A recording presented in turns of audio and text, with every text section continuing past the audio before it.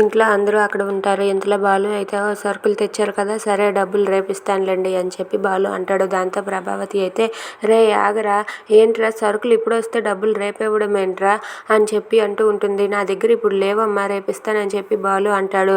లేకపోవడం ఏంటి, నీ పెళ్ళాం తెచ్చి ఇచ్చింది కదా, అయినా నీకు తెలియకుండా నీ భార్య ఎక్కడి నుంచి తెచ్చిందిరా అని చెప్పి అంటూ ఉంటుంది. అది వినగానే బాలు మీనా వాళ్ళిద్దరూ మౌనంగా ఉంటారు. అది చూసి ప్రభావతి అయితే ఏంటే నువ్వు మీ ఆయనకు తెలియకుండా తెచ్చావా, అంటే ఎక్కడైనా దొంగతనం చేసావా, అయినా మీ ఫ్యామిలీయే అలాంటిది కదా, మీది అంతా కూడా దొంగ ఫ్యామిలీ అని చెప్పి అంటూ ఉంటుంది. అది వినగానే మీనా అయితే ఒక్కసారిగా షాక్ అయ్యి చాలా బాధపడుతూ ఉంటుంది.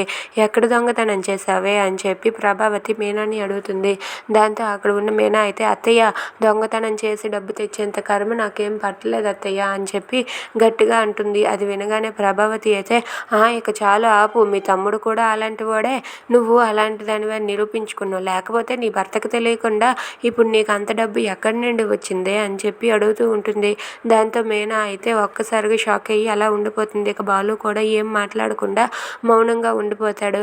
దాంతో ప్రభావతి అయితే ఇంట్లో అందరి ముందు మీనాని అనరాని మాటలన్నీ అంటూ ఉంటుంది. దాంతో అక్కడ ఉన్న మీనా అయితే అత్తయ్య ఇంకొకసారి అలా మాట్లాడారంటే బాగోదు చెప్తున్నాను, మమ్మల్ని అలా అనకండి, తప్పు పట్టకండి అని చెప్పి మీనా ప్రభావతిపై అరుస్తుంది. దాంతో ప్రభావతి మౌనంగా ఉండిపోతుంది. Thanks for watching friends, please subscribe our channel.